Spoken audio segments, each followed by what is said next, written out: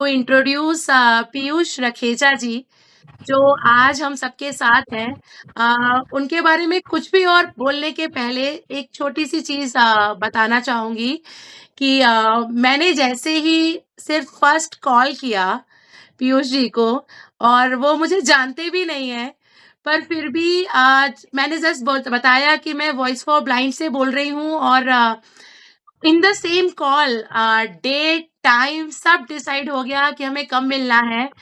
ऐसा भी नहीं कि कोई फ़ॉर्मेलिटी नहीं कि मुझे कैलेंडर चेक करना है या मुझे मेरे सेक्रेटरी से या मैनेजर से बात करनी है, nothing like that. It shows आपका प्यार, आपका dedication to all the uh, visually impaired people और everyone basically. It only shows कि आप कितने आपका जो लक्ष्य है, बेसिकली मुझे लगता है कि आपका लक्ष्य यही है कि हर किसी को फाइनेंशियली इनेबल बनाएँ, कि वो अपने डिसीज़न्स खुद ले पाएँ, अपनी अ जो उनके क्षमताएँ हैं उसको पूरी तरह से कर पाएँ। सो thank you so very much. It I am feeling so honoured कि आपसे बात करने का मुझे ऐसे वीडियो कॉल पे मौका लग पा रहा है। So thank you so much once again. और मतलब आज का दिन भी इतना अच्छा है, आज वर्ल्ड ब्रेल डे है, और हमने आज के दिन से ही शुरुआत हुई लैंग्वेज की, जो हमारे लिए को इनेबल करती है, और वहाँ से आज हम यहाँ तक आए हैं कि हम लाइफ इंश्योरेंस के बारे में बात करेंगे। मतलब जो पहले एक समय पे मुझे लगता है लग्ज़री समझा जाता था कि लाइफ इंश्योरेंस क्या है, पर हम सब इस बात को महत्व दे रहे हैं कि life insurance is so important. तो हम एक संडे अपना सुबह 11 बजे बैठ के इस बारे में चर्चा करने बैठे हैं, तो इससे बड़ी और क्या बात हो सकती है। तो it's a beautiful journey I would say, Braille day से लेकर लाइफ इंश्योरेंस तक की। तो ये छोटा-सा एक कनेक्ट था। अभी सबको पीयूष जी का इंट्रोडक्शन आई थिंक आप लोग में से कई ऑलरेडी जानते भी होंगे, पर फिर भी एक छोटा-सा इंट्रोडक्शन मैं देती हूँ। पीयूष रखेचा जी आई एम रायपुर से फाइनेंस में मास्टर्स हैं, और उन पिछले 10 सालों से भी ज़्यादा फाइनेंशियल सर्विसेज़ की फ़ील्ड में काम कर रहे हैं।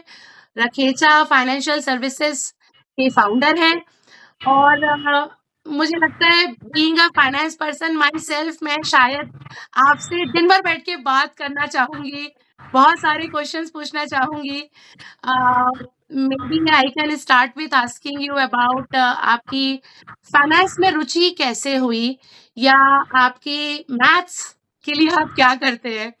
और IIM रायपुर के पहले एक आता है कैट क्रैक करना, तो वो मतलब इंडिया का one of the toughest exams माना जाता है। वो आपने कैसे किया? Maybe if you start from there in brief, and then you can आप वो भी शेयर कीजिए कि आप अभी पिछले 10 सालों से कैसे फाइनेंशियल इनेबलमेंट को बढ़ा रहे हैं। सो पीयूष जी, आपको प्लीज वेलकम करती हूँ मैं। और बाकी सबसे रिक्वेस्ट है, प्लीज अपने आप को म्यूट पे रखिएगा ताकि हम पीयूष जी की बात आराम से सुन पाए। Thank you.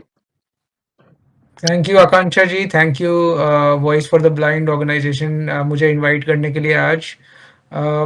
सबसे पहले आप मुझे गुरु का सीट मत दीजिए, गुरु की जगह मत दीजिए, मुझे अपना दोस्ती मानिए। और क्योंकि अभी क्या है, हमारा जो फ्रेटर्निटी है, हमारा जो ब्लाइंड हो, विजुअली इम्पेयर्ड हो, हमारा जो कम्युनिटी है, मेरा यही ऑब्जेक्टिव है, मेरा गोल यही है कि ज़्यादा से ज़्यादा लोगों को फिनेंशियली इंडिपेंडेंट बना पाऊँ। क्योंकि मैंने भी देखा है, दो कमिंग फ्रॉम अ बैकग्राउंड जहाँ पे चीज़ों की मुझे कमी नहीं हुई कभी, but obviously being financially independent, और अब मैं 10-15 साल पहले की देखूं कि जब सारे ज़रूरतें के लिए अपने पेरेंट्स को या किसी को बोलना पड़ता था।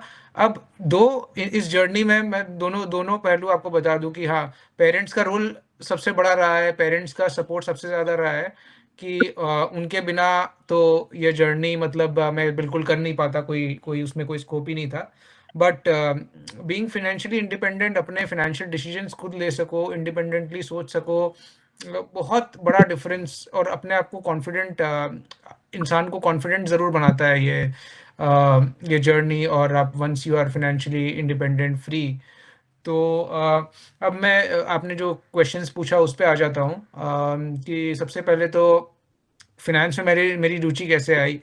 तो मैं मतलब मेरे पिताजी का भी फ़ाइनेंशियल प्लानर था एक, तो वो पापा को एडवाइस करते थे कि आप यहाँ पे इन्वेस्ट करो, ऐसे आप इस तरह से प्लान बनाओ अपने चिल्ड्रन के लिए अपने रिटायरमेंट के लिए। तो और उन्होंने कुछ बुक्स भी रिकमेंड किया था मुझे उस टाइम कि आप अगर आपका फ़ाइनेंस में इंटरेस्ट है तो आप ये बुक्स जैसे द इंटेलिजेंट इन्वेस्टर हो गया, rich dad poor dad by Robert Kiyosaki, ये बुक्स आप पढ़ो। तो वो बुक्स पढ़ के और पापा ने कुछ बहुत छोटा एक सम दिया था मुझे कि स्टॉक मार्केट में निवेश करो और मार्केट को समझो। तो वहाँ से इंटरेस्ट आना शुरू हुआ मेरे क्लास 11th क्लास 12th के टाइम पे। और फिर ड्यूरिंग ग्रेजुएशन भी मैंने काफ़ी इस पे रिसर्च रीडिंग की और अपना इन्वेस्टमेंट का जर्नी चालू किया। वहाँ से फिर इसमें इंटरेस्ट आया। फिर मेरा हमेशा ये था कि मैं एमबीए करूँ फाइनेंस में। एक तो मुझे एक्सपोज़र ज़्यादा मिलेगा अपने शहर से बाहर, क्योंकि कई बार बाहर जाके आपको पढ़ने का अपॉर्च्युनिटी मिलता है। बीइंग ब्लाइंड, विजुअली इम्पेयर्ड, ये काफ़ी चैलेंजेस के साथ आती है, बट मुझे वो करना था, वो चैलेंज मुझे लेना था और वो एक्सपीरियंस, वो एक्सपोज़र गेन करना था। तो मैं फिर एमबीए करने के लिए गया। कैट क्रैक करना भी डिफ़िकल्ट था। First attempt was very difficult. तो फर्स्ट अटेम्प्ट में मेरे मुझे रियलिटी चेक हो गया एक कि अगर आप अंडर प्रिपेयर्ड हो तो ज़्यादा कुछ हो नहीं पाता। फिर मैंने सेकंड अटेम्प्ट में बहुत ज़्यादा प्रिपरेशन की और दो इतने ज़्यादा जैसे करियर लॉन्चर और आज टाइम बहुत सारे ऐसे इंस्टीट्यूट्स हो गए हैं जो एमबीए के कोचिंग, कैट की कोचिंग में मदद करते हैं। बट उस समय बहुत सारे ये सब ऑर्गेनाइज़ेशंस रेडी नहीं थे मदद करने के लिए। तो मैंने खुद से ही इधर-उधर से अपने कुछ प्रीवियस टीचर जो मेरे को ग्रेजुएशन में पढ़ाए उनसे थोड़ा, उनके लिए भी कैट एक नया चीज़ था, उन्होंने भी कभी कैट के लिए कभी पढ़ाई नहीं कराई थी। बट मेरे लिए वो भी थोड़ा-सा उन्होंने भी सीखा और मुझे सिखाया भी कुछ हद तक। और मेरे हिसाब से 60-70% मैंने खुद से ही पढ़-पढ़ के, वीडियोज़ देखकर और रिसोर्सेज़ जो सारे अवेलेबल थे उससे मैंने पढ़ाई की और फिर कैट क्रैक किया। फिर एमबीए का एक्सपीरियंस मेरा बहुत अच्छा रहा। और अब मैं वो चीज़ को कनेक्ट करता हूँ कि कैसे मैं फ़ाइनेंस में तो इंटरेस्ट बन गया था, but as a financial planner या फ़ाइनेंशियल एडवाइज़र मैं कैसे बना? मैं अपने जब मैं एमबीए करने के लिए गया आईआईएम रायपुर, जब रायपुर में मैं था, तो वहीं पे कई लोग ऐसे थे, क्योंकि 80% बैच हमारा था जो जो पहले से, जिनके पास में वर्क एक्सपीरियंस था, जो पहले से जॉब करके आए थे, 2-3 साल काम करके आए थे, तो उन्होंने कुछ पैसे पहले कमाए हुए थे और उन्होंने इन्वेस्टमेंट भी थोड़ा बहुत चालू किया था, बट उन्हें ये नहीं पता कि कहाँ पे कैसे इन्वेस्ट करना है। उन्होंने रैंडमली कोई बैंक आरएम बोल दिया या कोई कोई जान-पहचान वाले लोगों ने बोल दिया कि आप ऐसे इन्वेस्ट करो, वैसे उन्होंने इन्वेस्ट किया, बट उनको कुछ भी आइडिया नहीं था कि वो पैसा कैसे निवेश हो रहा है और उनको फ्यूचर में कैसे वो उनका फाइनेंशियल प्लानिंग हो पाएगा। तो मैंने उनको उनको वो सारे इन्वेस्टमेंट्स को मैंने धीरे-धीरे एनालाइज़ करना और धीरे-धीरे बताना लोगों को कि आप ऐसे करिए, ये ठीक रहेगा। और मैंने उनको एडवाइस देना, सलाह देना चालू किया। तो वहाँ से मुझे बड़ा इसमें रुचि आने लगा, इंटरेस्ट आने लगा कि मैं अगर ऐसे अपने दोस्तों को एडवाइस कर सकता हूँ और उनको लग रहा है कि हाँ, मैं कुछ वैल्यू ऐड कर पा रहा हूँ, तो मैं इसको करियर क्यों ना बना लूँ। तो मैंने फिर प्लेसमेंट्स भी उतना प्लेसमेंट्स में ज़्यादा इंटरेस्ट नहीं दिखाते हुए मैंने अपना बिज़नेस पे फ़ोकस करना चालू किया। और राइट आफ्टर एमबीए मैंने अपना बिज़नेस चालू किया।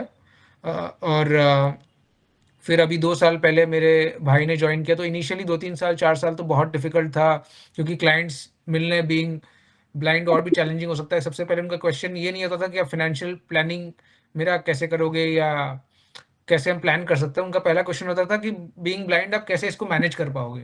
कैसे मेरे इन्वेस्टमेंट्स को मैनेज करोगे?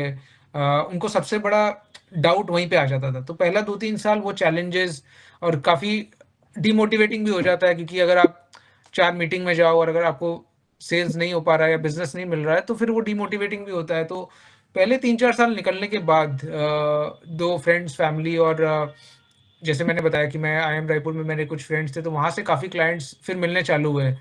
क्योंकि ऐसे ही ग्रो, मतलब फिर वो मल्टीप्लाई होता है कि 2 से 4 क्लाइंट हुए, फिर 8 हुए, फिर वहाँ से ग्रो होते-होते मेरे बैच में जो कॉलेज कैंपस वाले मेरे बैच में 120 लोग थे, उसमें से 50 आज मेरे क्लाइंट हैं। वहाँ से मेरे को बहुत सारे रेफरेंसेस मिले हैं क्योंकि वो सारे आज कॉर्पोरेट्स में all across the country even abroad में सेटल्ड हैं और उनमें से बहुत लोग मेरे क्लाइंट्स हैं। उनके फिर वो लोग रेफरेंसेस देते हैं। फिर अभी लास्ट साल 2 साल से काफ़ी विजुअली इम्पेयर्ड इंडिविजुअल्स और यहाँ पे अपने कम्युनिटी में भी मेरा थोड़ा बहुत सेशंस होने लगा। जैसे ये सेशन है, वैसे रेडियो उड़ान, आई वे और कई सारे और NGOs, enable India, SBI foundation, कई एनजीओज़ में मैंने सेशंस किया है apart from corporates like Bajaj finance और ये सब। तो उसमें फिर काफ़ी अपने कम्युनिटी वाले भी क्लाइंट्स बढ़ने लगे। अब तो ऑन एन एवरेज हर महीने 1 से 2 नए क्लाइंट मेरे वीआई विजुअली इम्पेयर्ड लोग बन ही जाते हैं। तो अभी लगभग अभी फास्ट फॉरवर्ड अगर मैं करूँ आज तो मैं लगभग 140 करोड़ मैनेज कर रहा हूँ अक्रॉस 350 क्लाइंट्स, जो 350 क्लाइंट्स लगभग हैं। और ज़्यादातर इंडिया में ही है। लगभग मैं बोलूँगा 350 में से 300 प्लस इंडिया में होंगे और कुछ एनआरआईज हैं जो मिडल ईस्ट, ऑस्ट्रेलिया, यूरोप ये सब जगह है। तो जिनका मैं इन्वेस्टमेंट्स अभी मैनेज कर रहा हूँ।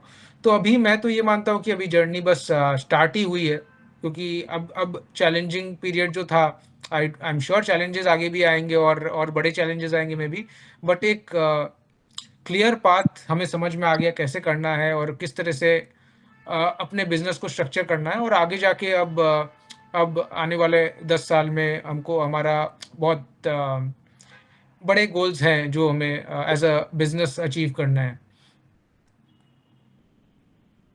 Great, great. आपकी जर्नी बहुत ही इंस्पायरिंग है और जैसा मैंने स्टार्टिंग में बोला, अभी बहुत सारे लोगों ने बाद में जॉइन किया है, तो मैं उनके लिए रिपीट करती हूँ। हमारे साथ है पीयूष रखेजा जी और अभी आप उनको सुन रहे थे। उन्होंने अपनी जर्नी बताई, कैसे वो फाइनेंस की फील्ड में आए, उनका इंटरेस्ट कैसे डेवलप हुआ और किस तरह से वो उन्होंने अपना खुद का सेटअप किया, जबकि वो आईआईएम रायपुर से पढ़े। आई एम श्योर आपके लिए जॉब्स की भरमार रही होगी, अगर आप चाहते तो एक ईज़ी वे आउट चुन सकते थे, पर नहीं, ये आपका दृढ़ विश्वास और आपका ही है कि I am sure we all need help. मतलब हमें परिवार का सपोर्ट, दोस्तों का सपोर्ट हर किसी को चाहिए होता है। बिना एक अकेला चना भार नहीं फोड़ सकता, पर फिर भी ये आपकी दृढ़ शक्ति और आपकी इच्छा और आपकी मजबूती है कि हाँ, मुझे इस फील्ड में कुछ ऐसा करना है जो पहले किसी ने नहीं किया या जिससे मैं सबको फाइनेंशियली इनेबल कर सकूं, which is such an amazing thing. और आपने चैलेंजेस भी फेस किए, एज यू से कि बीइंग ब्लाइंड, लोग मतलब ये जज करते हैं कि ब्लाइंड है तो कैसे मैनेज करेगा, इंस्टेड ऑफ चेकिंग आपका एकेडमिक्स या आपका नॉलेज कितना है।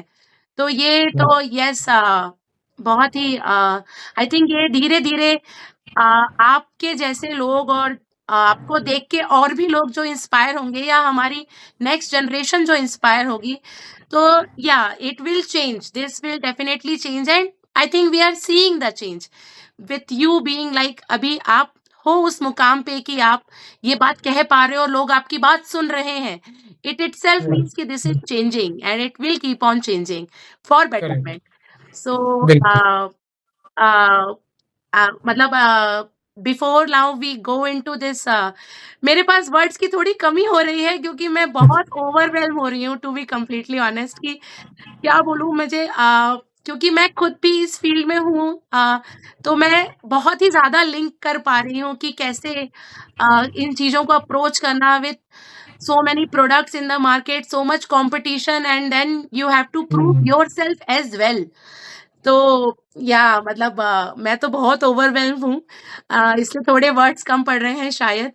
पर अभी अब हम, जब हमारा मेन टॉपिक है insurance, term insurance to be exact, उस पे आने के पहले अगर किसी को कुछ शॉर्ट में पीयूष जी से कुछ पूछना हो या कुछ कहना चाह रहे हो तो मैं ओपन करती हूँ।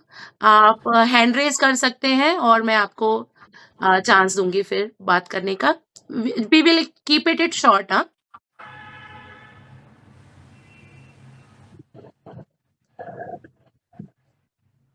किसी को कुछ पूछना है या कुछ कहना चाहते हैं कोई पीयूष जी से?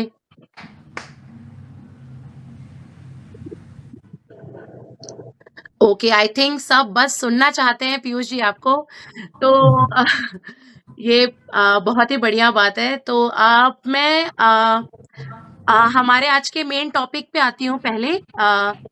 तो मुझे ये बताइए कि लाइफ इंश्योरेंस की अगर बात करें तो ये लाइफ इंश्योरेंस आपका आपके हिसाब से क्यों इतना इम्पोर्टेंट है?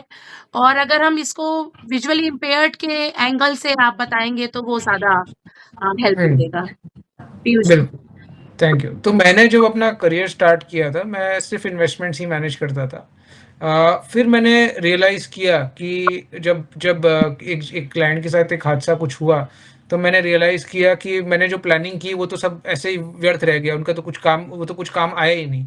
तब मुझे समझ आया पहले ही साल में जब मैं प्लानिंग कर मतलब ये जब इन्वेस्टमेंट्स को मैनेज करना चालू किया, कि इंश्योरेंस का कितना बड़ा रोल है। आप इंश्योरेंस अगर सही से नहीं करवाओ, आप फाइनेंशियल प्लान पूरा बना लो, आप 20 साल 30 साल का प्लान बना लो अपने लिए, अपने परिवार के लिए, बट अगर कुछ हो जाता है तो वो प्लानिंग आप कर भी नहीं पाओगे और फिर फैमिली को सपोर्ट मिल नहीं पाता उस तरह से। तो इंश्योरेंस का रोल मेरे हिसाब से इन्वेस्टमेंट्स के पहले आता है। इन्वेस्टमेंट से भी ज़्यादा ज़रूरी है कि हम अपने आप को पहले प्रोटेक्ट करें और उससे पहले ये समझें कि हमें इंश्योरेंस की ज़रूरत भी है कि किस इंश्योरेंस की हमें ज़रूरत है। ऐसा नहीं कि मैं बोल रहा हूँ इंश्योरेंस की ज़रूरत है तो आप जाके सब सब तरह का इंश्योरेंस आप करवा लें। पहले हमें देखना है कि हमें जैसे अगर हम लाइफ इंश्योरेंस की यहाँ पे बात कर रहे हैं, तो लाइफ इंश्योरेंस में हमें ये देखना है कि हमारे परिवार को हमारे इनकम पे डिपेंडेंसी है कि नहीं है। जैसे अगर हम मैरिड है और हमारी स्पाउस है और वो मान लो होम मेकर है या जॉब नहीं करे तो वो डेफिनेटली हमारे इनकम पे डिपेंड करती है। या हमारे पेरेंट्स हैं जो अब रिटायर्ड हैं और उन्हें हम as a sole breadwinner और sole income earner of the family हम उनको सपोर्ट कर रहे हैं तो हमें डेफिनेटली इंश्योरेंस की ज़रूरत है। ऐसे कई सारे फैक्टर्स देखते हुए हमें ये देखना है पहले हमें इंश्योरेंस की ज़रूरत है कि नहीं और अगर ज़रूरत है तो कितने इंश्योरेंस की ज़रूरत है। ऐसा नहीं कि अब सब अगर 50 लाख 1 करोड़ का इंश्योरेंस करा रहे हैं तो हम भी उतना ही अमाउंट का करवा लें। हो सकता है हमें उतना इंश्योरेंस की या हो सकता है हमें 1 करोड़ की ज़रूरत 1 करोड़ से ज़्यादा की ज़रूरत है इंश्योरेंस की, लाइफ इंश्योरेंस की, हो सकता है हमें 1 करोड़ से कम की ज़रूरत है। तो हम ये असेसमेंट हम अपने क्लाइंट्स के लिए करते हैं और ये असेसमेंट करना बहुत ज़रूरी है और इसको पीरियोडिकली रिव्यू करना भी ज़रूरी है। क्योंकि हमारे इनकम्स चेंज होता है, हमारा लाइफ़स्टाइल चेंज होता है। हर 3 साल में अगर हम अपना लाइफ इंश्योरेंस रिव्यू करें, तो मेरे हिसाब से it is more than sufficient. Okay, okay. So जैसे कि आपने बताया कि लाइफ इंश्योरेंस क्यों ज़रूरी है एक जनरली, आपको क्यों हाँ, लगता है कि क्यों विजुअली इम्पेयर्ड के लिए ये ज़्यादा ज़रूरी है या ऐसा कुछ नहीं है, it is as equally important as any other person?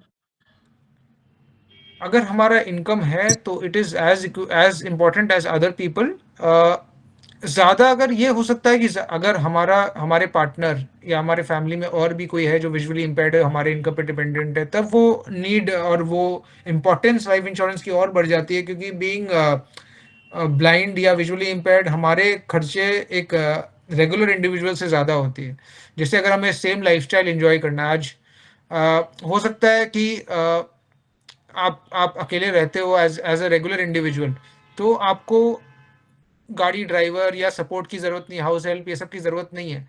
But being visually impaired हो सकता है आपकी अगर आपको ऑब्वियसली मैनेज हम कर सकते हैं, हम बहुत इंडिपेंडेंट है और कर सकते हैं बट हमारे लाइफ को थोड़ा सिंपलर बनाने के लिए, ईज़ी बनाने के लिए और हमारा जो मेन काम है, उसमें हम अच्छे से फ़ोकस कर सकें, उसके लिए ज़रूरी है कि हम ये सब चीज़ों से बाहर निकल सकें। मैं नहीं बोल रहा हूँ कि आज ही कर सकें, बट इवेंचुअली हमारा गोल होना चाहिए कि हमारे लाइफ में हम मतलब इतना फाइनेंशियली इंडिपेंडेंट हो जाए और इतना हमारे पास रिसोर्सेज हो कि बेसिक नेसेसिटीज जो होते हैं उसके लिए हमें सपोर्ट लेना पड़े तो हम ले ले बिना हिचकिचाहट के बिना कॉस्ट पे हम थोड़ा सा वरी किए बिना हम ये सब कर सके तो एज रेगुलर इंडिविजुअल में भी ड्राइवर उनके लिए एक नेसेसिटी नहीं है अगर उनके पास गाड़ी है तो वो खुद भी ड्राइव कर सकते हैं बट हमारे लिए वो ज़रूरी हो जाते हैं तो ऐसे कई सारे खर्चे हैं जो हमारी बढ़ जाती है तो इसके लिए कोई ऐसा इंडिविजुअल है जो हमारे इनकम पे डिपेंड करता है जो विजुअली इम्पेयर्ड है या ब्लाइंड है तो हमारी इंश्योरेंस और लाइफ इंश्योरेंस की नीड और अमाउंट दोनों बढ़ जाते हैं।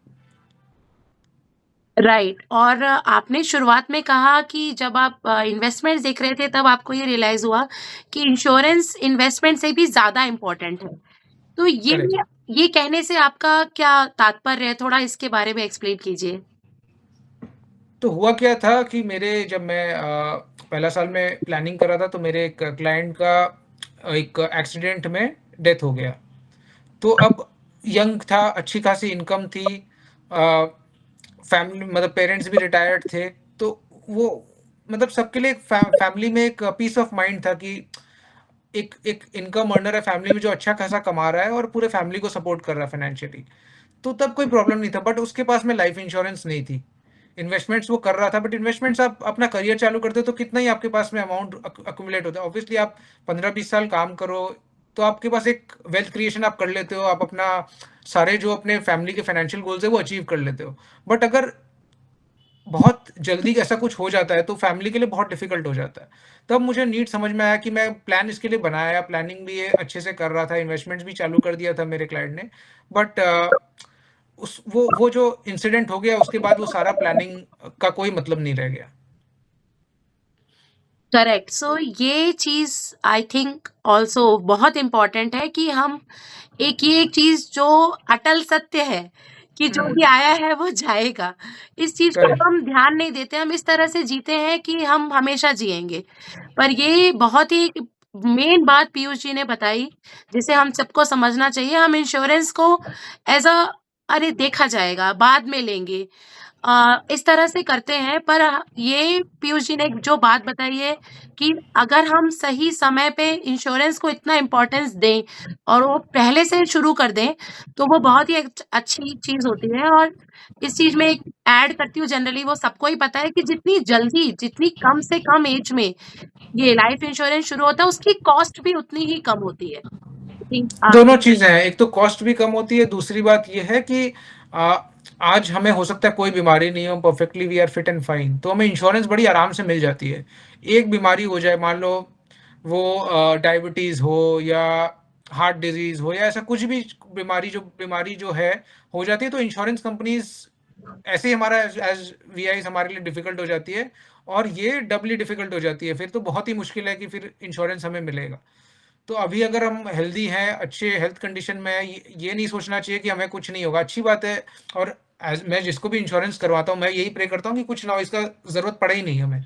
But as a protection, as a peace of mind वो आपके पास हमेशा रहेगा कि अब मेरे को, मैं रहूँ नहीं रहूँ, मेरे को उसका टेंशन नहीं है। मेरे फैमिली का मैंने प्लानिंग हर तरह से, हर मतलब सब एजेस, सब कॉर्नर्स को मैंने अच्छे से कवर कर लिया है। कोई भी तरीके से किसी को डिफिकल्टी नहीं आएगी। Exactly. So yes, this is the enablement that we are talking about, कि हम खुद तो कमा ही रहे हैं और लोग हम पे जो डिपेंडेंट है, हम रहते रहते, हमारे जीते जी तो हम उनके लिए कर ही रहे हैं, हमारे जाने के बाद भी उनकी व्यवस्था करके जा रहे हैं। That is the beauty of life insurance. और पीयूष जी ने जैसे अभी जस्ट टच बेस किया कि कुछ डायबिटीज या कुछ अगर डिसीज हो जाती है, तो I think this is a very common perception among not only among visually impaired people but also मैंने काफी सारे एजेंट से भी अलग से भी बात करी, उनको भी यही है कि विजुअली इम्पेयर्ड है या किसी भी और तरह से अगर डिसेबल्ड है, खास करके अगर हम अभी विजुअली इम्पेयर्ड की बात करें, तो insurance upfront is no no kind of thing. तो इसके बारे में आप प्लीज बताइए कि क्योंकि कई लोग ये बिलीव ही कर लेते हैं और उनको ये, और even if they don't want to believe, उनको कहा जाता है कि नहीं मिल सकता। तो इसके बारे में आप प्लीज गाइड कीजिए। देखो, जब मैं सीनियर अंडरराइटर से बात करता हूँ या ऐसे बात होती है, तो फिर वो अपफ्रंट डिनाई नहीं करते कभी भी कि लाइफ इंश्योरेंस हम विजुअली इम्पेयर्ड को नहीं देंगे, ब्लाइंड को नहीं देंगे। वो ऐसा कभी नहीं बोलते हैं। बट जब हम इंश्योरेंस अप्लाई करते हैं, एप्लीकेशन देते हैं, तो हमेशा वो क्या है, लेवल ऑफ अंडरराइटर्स के पास जाता है। तो ये क्या है कि अ, मतलब सब इजी वे आउट लगता है कि जूनियर लेवल जो अंडरराइटर्स होते हैं वो क्या सीधा इसको रिजेक्ट कर देते हैं कि मतलब उनके पास देखिए बहुत सारे केसेस, बहुत सारे पॉलिसीज के आते हैं।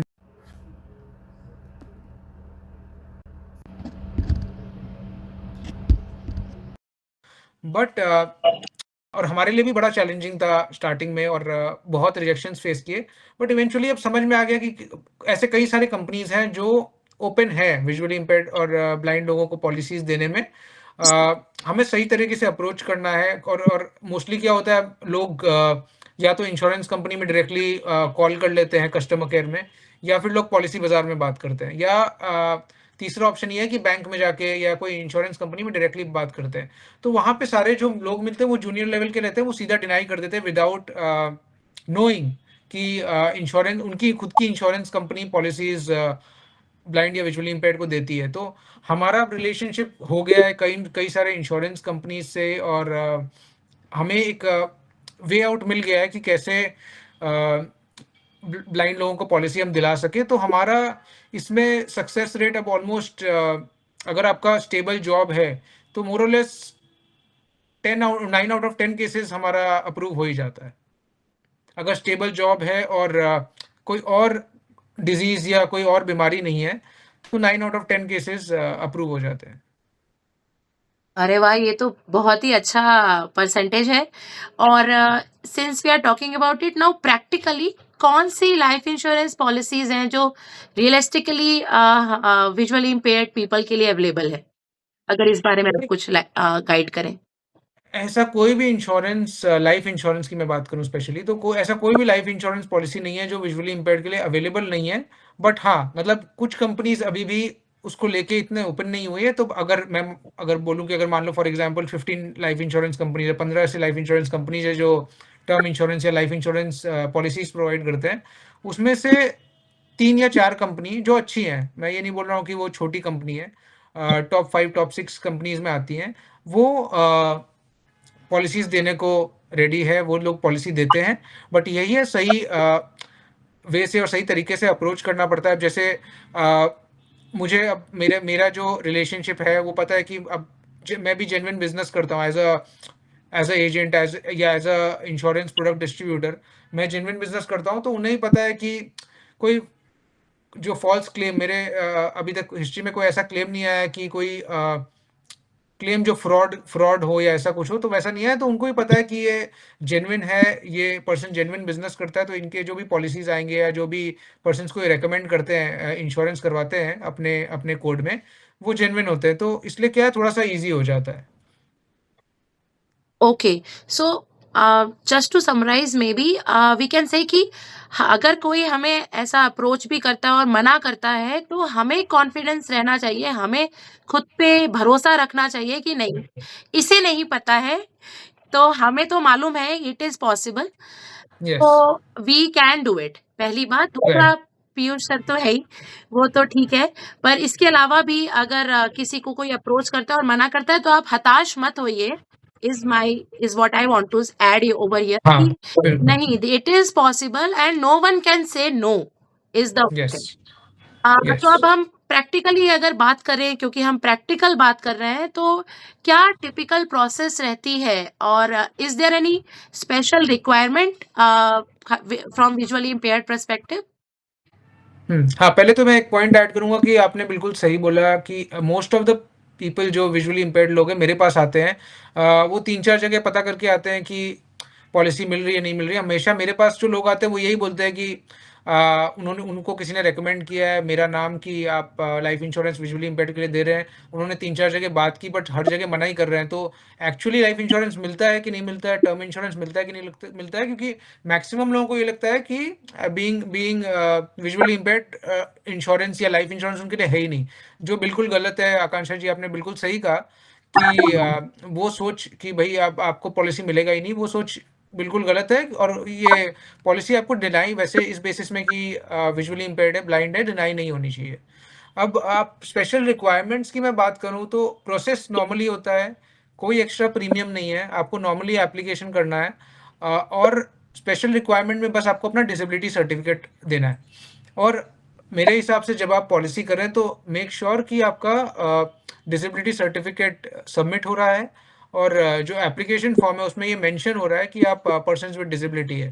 क्योंकि अगर जो आपका एप्लीकेशन कर रहा है वो आपको ये बोल दे कि मैं आपको पॉलिसी करवा दूंगा और बाई चांस उन्होंने मेंशन नहीं किया कि आप पर्सन विद डिसेबिलिटी और फिर आपका पॉलिसी हो गया, तो फिर क्लेम के टाइम पे बड़ी दिक्कत आएगी और मोस्टली क्लेम रिजेक्ट हो जाएगा। तो मेक श्योर कि आपका डॉक्यूमेंट सबमिट हो रहा है और इसका आपको कोई प्रूफ मिल रहा है और आपका as a person with disability ये मेंशन्ड है आपके एप्लीकेशन या जो भी प्रपोजल फॉर्म है उसमें आप ये मेंशन कर रहे हो सही से। ओके, सो ये तो नॉर्मल रिक्वायरमेंट ही है एक तरह से, because this is as normal. We have a visually impaired certificate with us, we have all the documents and we are telling the truth. बस ये है, सारा डिस्क्लोज़र इज़ रिक्वायर्ड। तो I think this correct, is as equivalent to a normal being with some specific need or with some specific precondition, that is the same case, right? So ऐसा कुछ right, अलग से कुछ भी नहीं है कि हम विजुअली करेक्ट। इम्पेयर्ड है तो ओ हमें चाँद तोड़ के लाना है, वैसा कुछ भी नहीं है, राइट? अब ये तो हुई। नहीं, अलग से कुछ नहीं है। The only only additional requirement document which is required is the disability certificate. इसके अलावा और कुछ भी नहीं चाहिए। सी तो ये कितना सिंपल प्रोसेस है। और हम अब तक आई एम रियली हैप्पी कि हम इस बारे में बात कर रहे हैं, क्योंकि ये सच में नीड ऑफ द आवर है। तो इसके बाद मुझे एक बात बताइए कि क्या चीज़ें हमें मतलब विजुअली इम्पेयर्ड को ध्यान रखना ज़रूरी है, सो दैट मतलब या कॉमन मिस्टेक्स जो आपने देखी हों कि लोग करते हैं, at the same time may be इसमें कि जस्ट जैसे कि किसी ने मना कर दिया या कोई हाँ बोल रहा है, तो हम उस हम उस एडवाइज़र पे कैसे ट्रस्ट करें? सॉरी, मेरा माइक म्यूट हो गया। हाँ, हाँ, सर आपका बीच में वॉइस इट वाज़ गॉन तो हो गया था समहाउ, सॉरी। तो मैं रिपीट करती हूँ कि हमें मेनली खुद को प्रोटेक्ट करने के लिए पहले से, जैसे कि आपने बताया कि अगर कुछ सबमिट नहीं किया अगर एजेंट ने या एडवाइज़र ने कि विजुअली इम्पेयर्ड है ऐसा कुछ, तो क्लेम में दिक्कत हो सकती है। तो ऐसी क्या चीज़ें हैं, मिस्टेक्स जो कि हमको अवॉइड करनी चाहिए या ध्यान रखना चाहिए कि हमें ये करना ज़रूरी है, ऐसा कुछ अलग से? और इसमें एडवाइज़र का भी बहुत रोल होता है, आई अंडरस्टैंड। तो इस बारे में आप प्लीज़ गाइड कीजिए थोड़ा। हाँ, तो पहले सबसे पहले तो हमें पॉलिसी लेने के टाइम हमें देखना है कि कितना सम इंश्योर्ड हमें चाहिए, जैसे मैंने बताया। तो वो हमें बड़ा बड़ा आराम से बड़ा सोच समझ के डिसीज़न लेना चाहिए कि हमें कितना इंश्योरेंस रिक्वायरमेंट है आज, और उस हिसाब से पॉलिसी लेनी चाहिए। फैक्टर्स मैंने कुछ-कुछ बताए आपको कि आपके आपके ऊपर एक्चुअली कोई आपके इनकम पे डिपेंडेंट है कि नहीं है। इनकम पे डिपेंडेंट है तो डेफ़िनिटली आपको लाइफ़ इंश्योरेंस चाहिए। और कितना अमाउंट चाहिए, थंब रूल ये होता है कि आप इनकम का सिंपल थंब रूल ये है कि अगर आपके पास में ज़्यादा लायबिलिटीज़ या एज़ सच ऐसा कुछ नहीं है, तो 8 to 10 times of your annual income आप अपना इंश्योरेंस ले सकते हैं। और अगर इसको और डिटेल में ब्रेक डाउन करना है तो ऑब्वियसली फिर वन टू वन डिस्कशन करके मैं समझ सकता हूँ कि आपके इंडिविजुअल नीड्स के हिसाब से आपको कितना इंश्योरेंस चाहिए। अ, तो अब आपने बताया कॉमन मिस्टेक्स क्या रहते हैं, जैसे एक तो आपने बता ही दिया कि अगर एजेंट एडवाइज़र ने ठीक से डिस्क्लोज़ नहीं किया कि पर्सन विद डिसेबिलिटी है, तो बड़ा गड़बड़ हो सकता है उसमें, फिर क्या क्लेम मिलने में बहुत डिफ़िकल्टी होगी। और लाइफ़ इंश्योरेंस ऐसा प्रोडक्ट है जब क्लेम तभी होगा जब आप खुद नहीं रहोगे, तो फैमिली के लिए जितना कम से कम हैसल हो सके क्लेम निकालने के लिए उतना उतना अच्छा आई थिंक उसमें रहेगा। तो पूरा डिस्क्लोज़र दीजिए, भले ही पर्सन मतलब डिसेबिलिटी तो एक चीज़ हो गई, और भी कोई भी आपको कंडीशन है, बी इट हाइपरटेंशन, डायबिटीज़ या और कोई भी ऐसा कोई कंडीशन है, आप डिस्क्लोज़ उसको ज़रूर से करिए, क्योंकि डिस्क्लोज़र के बिना वो फिर क्या होता है कि हो सकता है वो डिस्क्लोज़ करने से पॉलिसी आपका आराम से नहीं हो जाए।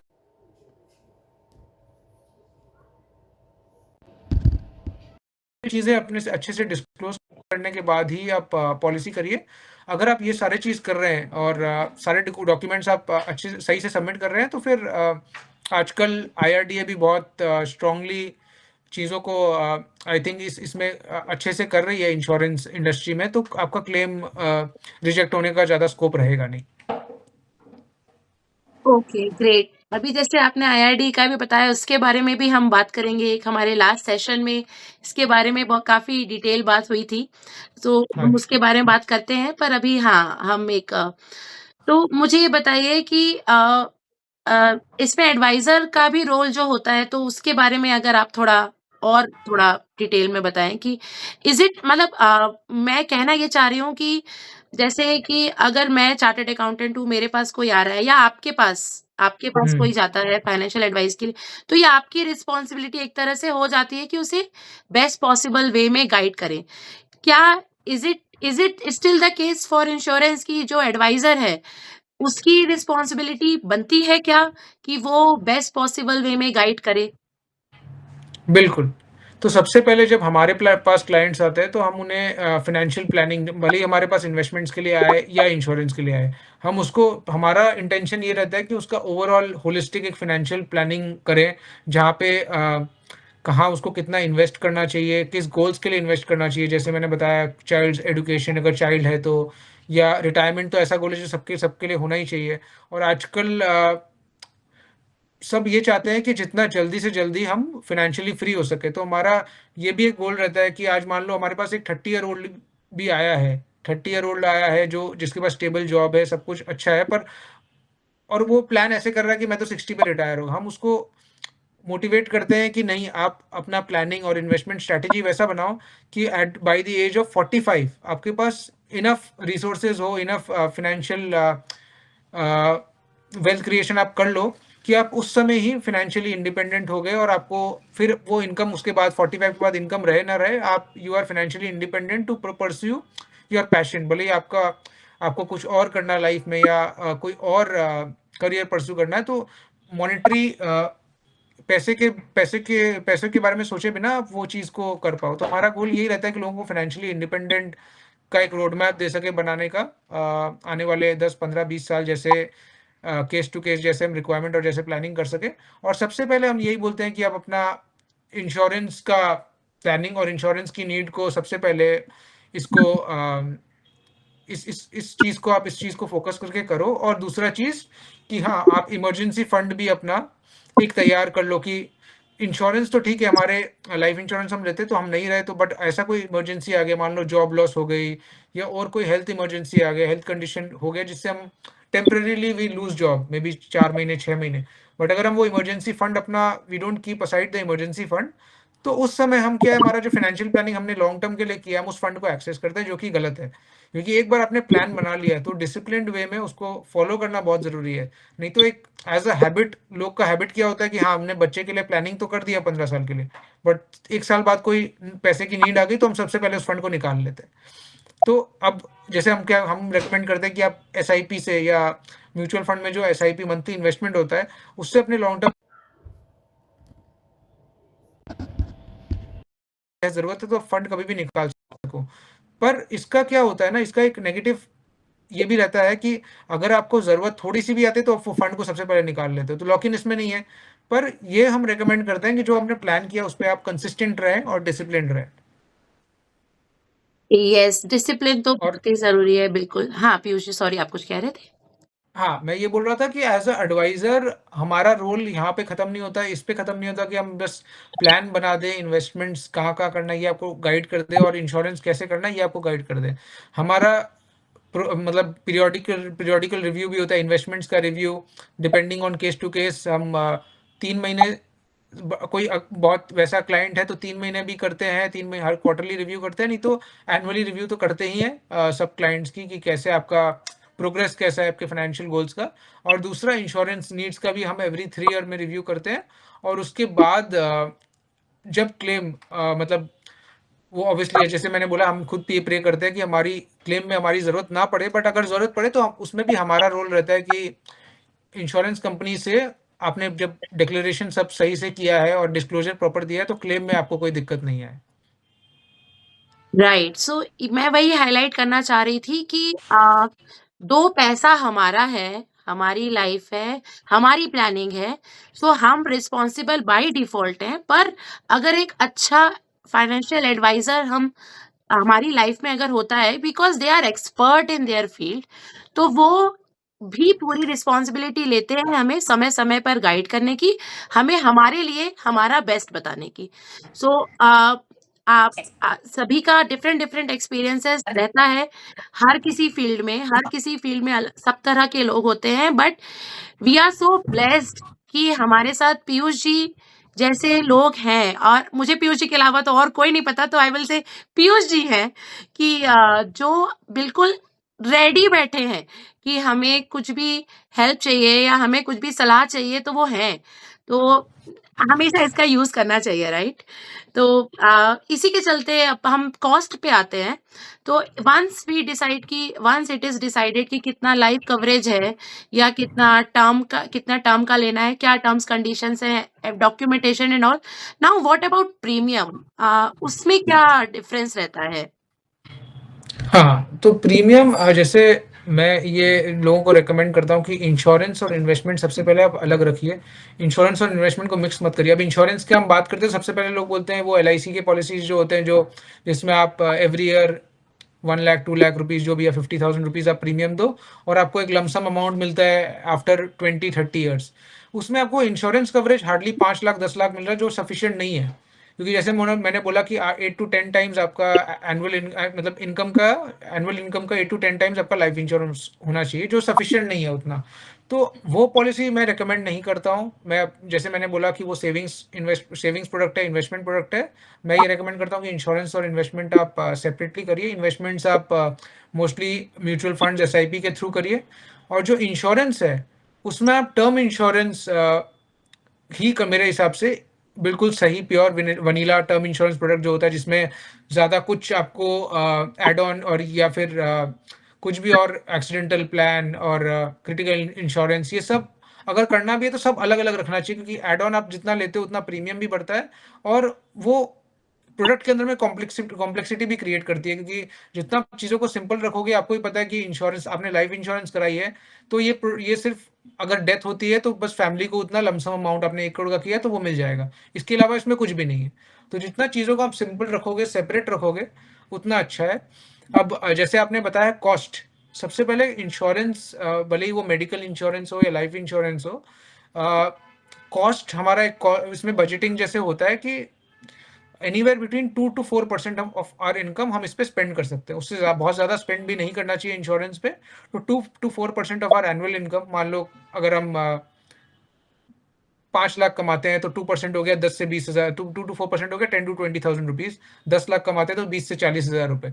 तो ये हमारा इंश्योरेंस का बजट हो सकता है। तो टर्म इंश्योरेंस का जो अगर हम पॉलिसी की बात करें तो लगभग एक 30 ईयर ओल्ड की मैं बात करूं तो 1 करोड़ का पॉलिसी अराउंड 20 से 25 हज़ार रुपये में आराम से आपको साल का प्रीमियम मैं बता रहा हूँ, साल के प्रीमियम में आराम से आपको पॉलिसी मिल जाएगी। वाओ! तो ये तो मतलब हम अगर 4 कपड़े खरीदने जाते हैं तो इससे ज़्यादा ही खर्चा हो सकता है। तो बिल्कुल। एग्ज़ैक्टली, सो ये इसीलिए प्रीमियम के बारे में बात करना ज़रूरी था कि इतना ह्यूज नहीं है अगर हम सही टाइम पे और सही तरीके से विथ क्या ज़रूरी है वो समझते हुए करें तो yes it can be put into priority even practically because ये उतना एक्सपेंसिव नहीं है, राइट? जितना हाँ, और कोई आपको ये बोलता है अगर कि बीइंग ब्लाइंड आपको प्रीमियम ज़्यादा लगेगा, आपको लोडिंग लगेगा इंश्योरेंस प्रीमियम्स पे, तो बिल्कुल गलत है। ऐसा कुछ भी नहीं है इंश्योरेंस इंडस्ट्री में। मैंने अपने करियर में ये चीज़ बिल्कुल फेस नहीं किया है कि अगर मैंने किसी का इंश्योरेंस, जो लाइफ इंश्योरेंस, टर्म इंश्योरेंस मैंने किसी का कराया है, तो उन्होंने मार्केट जो बाकी लोग जो रेगुलर इंडिविजुअल्स दे रहे हैं उनसे ज़्यादा प्रीमियम उन्होंने दिया है। क्योंकि आप मतलब इंश्योरेंस कंपनीज को ये चीज़ समझना होगा कि as a visual impaired person ऐसा नहीं है कि हमारा हमारा लाइफ अगर और हम रिस्की लाइफ जी रहे कंपेयर टू रेगुलर इंडिविजुअल, हमारा लाइफ सिमिलर है, सब कुछ सिमिलर है। हमारा एक्सपेक्टेड लाइफ एक्सपेक्टेंसी जिसको बोलते हैं कि हम कितने साल जिएंगे, हमारा लाइफ एक्सपेक्टेंसी भी सिमिलर है। ऐसा नहीं है कि हमारा life expectancy being visually impaired कम हो जाता है। यस, सो एग्ज़ैक्टली यही बात लास्ट टाइम जब हम वेबिनार हमारा हुआ था उसमें एग्ज़ैक्टली यही बात उठाई भी गई थी कि ऐसा कैसे कि just because we are visually impaired हम पे हमारी रिस्क ज़्यादा मान ली जाती है। बट ये चीज़ देखिए अभी आपके सामने पीयूष जी बिल्कुल क्लियरली क्लैरिफ़ाई कर रहे हैं कि ऐसा नहीं है। इस चीज़ को प्लीज़ आप अपने दिमाग से हटा दीजिए। अगर कहीं भी कोने में भी घुसी हुई है अभी भी, तो प्लीज़ हटा दीजिए। सारे visually impaired people are also as equally eligible and are capable whosoever is earning well, supporting his or her family, or people are dependent on them instead of anything else. So आप please इस बारे में जरूर जरूर सोचिए और करिए आगे। और पीयूष जी तो हैं ही हमारे साथ, तो अभी I think I am out of questions about insurance. एक चीज मैम एड ऑन के बारे में आप बात, सॉरी प्रिंस जी, मैं अभी ओपन करती हूँ, आप प्लीज अपने मोड पे जाइएगा। अ, एक चीज और, आप एड ऑन्स की बात कर रहे थे या एक्सीडेंटल, थोड़ा सा इस पे भी लाइट दीजिएगा, मुझे ढंग से समझ में नहीं आया ये क्या चीज है। तो आप जब हम लाइफ टर्म इंश्योरेंस की बात करते हैं तो एक प्योर वनीला टर्म इंश्योरेंस जो अगर हम नॉर्मली कोई एड ऑन नहीं ले तो हमें क्या होता है कि हमारे डेथ में अगर हमने 1 करोड़ का पॉलिसी लिया है तो फैमिली को या जो भी नॉमिनी है उसको 1 crore rupees as sum insured पे किया जाता है। भले ही वो डेथ एक्सीडेंटल हो या नेचुरल डेथ हो। नेचुरल डेथ मतलब हार्ट अटैक या कोई भी ऐसा रीजन से डेथ हो सकती है, कोई बीमारी, कैंसर या कोई भी चीज़ से, या नेचुरल डेथ जो एक एज के बाद होती है वो वैसे डेथ हो सकती है। तो कोई भी कैसा भी डेथ हो वो इंश्योरेंस कंपनी पैसा देती है। तो हमें अगर हम इंश्योरेंस कराएं तो हमारे लिए क्लियर है कि अगर डेथ होती है तो हमारे नॉमिनी को उतना सम इंश्योर्ड उतना अमाउंट मिल जाएगा। अब एड ऑन में क्या होता है, आपने 1 करोड़ का पॉलिसी लिया है, एड ऑन करा लिया कि आप अगर आपका एक्सीडेंटल डेथ हुई तो आपका एक्सीडेंटल डेथ में 2 करोड़ मिलेगा। अब मैं ये पूछता हूँ अपने क्लाइंट से, बहुत बार क्लाइंट्स ये क्वेश्चन करके आते हैं कि नहीं अगर एक्सीडेंटल डेथ हो गया तो हमें ज़्यादा मिल जाएगा, तो हमारे लिए बेटर है थोड़ा सा एक्स्ट्रा प्रीमियम देके हमें ज़्यादा सम इंश्योर्ड दे रहा है, मिल रहा है, तो हम क्यों नहीं लें। तो मैं ये बोलता हूँ कि अगर आपका एक्सीडेंटल डेथ हो, अगर आपका डेथ हार्ट अटैक से हो या फिर एक्सीडेंट से हो, क्या फैमिली की नीड डिफरेंट होगी? क्या फैमिली की नीड बढ़ जाएगी अगर हमारा एक्सीडेंटल डेथ हुआ? नहीं, फैमिली की नीड उतनी ही रहेगी। तो अगर हम इंश्योरेंस ले रहे हैं 1 करोड़ की, बीट नेचुरल डेथ या एक्सीडेंटल डेथ, फैमिली को 1 करोड़ मिल रहा है तो सफिशियंट है वो। तो हमें वो 2 करोड़ एक्सीडेंटल डेथ में अगर हम प्रीमियम बढ़ा के एड ऑन लेके, एक एक्सीडेंटल डेथ वाला एड ऑन लेके अगर हम प्रीमियम बढ़ा के कवरेज अपना बढ़ा रहे हैं just in case of accident, तो मेरे हिसाब से वही है, वो कंफ्यूजन पैदा कर रहा है, अननेसेसरी आप ज़्यादा प्रीमियम पेमेंट कर रहे हो, और दैट डजंट मेक सेंस। और दूसरा एक और एड ऑन जो होता है क्रिटिकल इलनेस। क्रिटिकल इलनेस का एड ऑन अपने में बहुत कॉम्प्लेक्स है, क्योंकि उसमें भी बहुत सारे, एक तो क्रिटिकल इलनेसेस इतने सारे होते हैं, सारे ऑर्गन्स के अलग अलग है, किडनी का है, लीवर का है, फिर हार्ट का है, कैंसर है, बहुत सारे क्रिटिकल इलनेसेस है। तो हर क्रिटिकल इलनेस का अलग अलग ऐसे पैरामीटर्स दिया हुआ है कि जैसे फॉर एग्जांपल कोई कंपनी का हो सकता है कि अगर आपको कैंसर स्टेज 2 होता है तो हम पे करेंगे। तो वो ये बहुत सारा बहुत कॉम्प्लेक्स प्रोडक्ट है। अगर आपको क्रिटिकल इलनेस अगर समझ में आता है और आपको लगता है कि, मैं ये नहीं बोलता हूँ कि क्रिटिकल इलनेस इंश्योरेंस ज़रूरी नहीं है, तो अलग से आप क्रिटिकल इलनेस का इंश्योरेंस आप अलग से करवा लीजिए। इसमें मेन प्रोडक्ट में अपना एड ऑन मत करवाइए। राइट, तो यही चीज़ आई थिंक अभी सबको क्लियर हो रही होगी। मुझे ऐसा लगता है कि थोड़ा माइंडसेट रह जाता है कि अगर हम एक्सीडेंट की जब बात करते हैं तो वी कंसीडर कि यंग एज में डेथ हो जा रही है, थोड़ी ज़्यादा रिस्पॉन्सिबिलिटी है, एंड हम जो एक नॉर्मल प्रोग्रेशन की बात करते हैं डेथ की, तो we consider after a life span we die, तो हमने ऑलरेडी कुछ कर दिया होगा। I think that's general mentality which need to take a shift. That's what Piyush ji is highlighting कि आपके जाने के बाद आपकी फैमिली की रिक्वायरमेंट सेम ही रहने वाली है। सो ये इस बारे में सोचें, समझें, एंड मेरे लिए तो ये बहुत ही आई अवेकनिंग सेशन एक तरह से चल रहा है कि हमें किस तरह से अप्रोच करना चाहिए लाइफ इंश्योरेंस, तो उस बारे में पीयूष जी हमें गाइड कर रहे हैं। और किसी को कुछ अब पूछना है तो प्रिंस जी आप कुछ कहना चाह रहे थे शायद। हेलो, हाँ जी, बोलिए Prince ji. Good afternoon ma'am, good afternoon sir. Good afternoon Prince ji. Sir मेरे 3-4 क्वेश्चन हैं जो कि बहुत हाँ, समस्या आती है। मैंने इंश्योरेंस जब अपनी जॉब शुरू की तो इसके बाद मैं 4 सालों से जॉब कर रहा हूँ और तब से मैंने की, लेकिन लोग गाइड या उनको गाइडेंस नहीं है या हमको भी गलत गाइड कर रहे हैं इसके पीछे। आपकी वॉइस थोड़ा ब्रेक हो रही है प्रिंस जी, ठीक से आप शायद मैं आपका ट्रैवल कर क्वेश्चन रहे हैं समझ नहीं क्या पा या रहा हूँ। बाहर कहीं हैं क्या? बाहर की आवाज़ें थोड़ी आ रही हैं। नहीं नहीं, बाहर नहीं, रूम में ही हूँ। Okay, okay, okay. ठीक है, बोलिए। लोग गलत गाइड कर देते हैं। पहला तो मैं ये पूछना चाहता हूँ, क्या एक्सीडेंटल केस में हमको इंश्योरेंस मिलता है? बिल्कुल। देखिए, ऐसा एक्सीडेंटल केस में मैं पर्सनली रिकमेंड नहीं करता हूँ, इसलिए मैं सही वो नहीं हूँ इस पे कि एक्सीडेंटल पॉलिसी, क्योंकि मैं रिकमेंड ही नहीं करता हूँ एक्सीडेंटल पॉलिसी।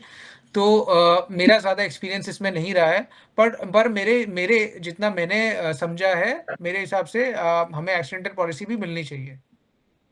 मिलनी चाहिए, लेकिन सर जब इंश्योरेंस की जो मतलब LIC वगैरह करते हैं तो उनको वो कहते हैं कि आपको एक्सीडेंटल नहीं मिलेगा, आप ड्राइव नहीं कर सकते हो, तो आपका खुद का नहीं गिना अकाउंट नहीं होगा, ठीक है। ड्राइव नहीं दूसरी कर चीज। सकते हो तो आप मतलब उनके लिए तो अच्छा है कि फिर एक्सीडेंट का चांस कम हो जाता है उस केस में। तो यही सारी चीज़ें, यही सारे पॉइंट्स हमें क्या है कि कोई डिनाई करता है तो हमें फाइट करने के लिए ये सारे पॉइंट्स को लिख के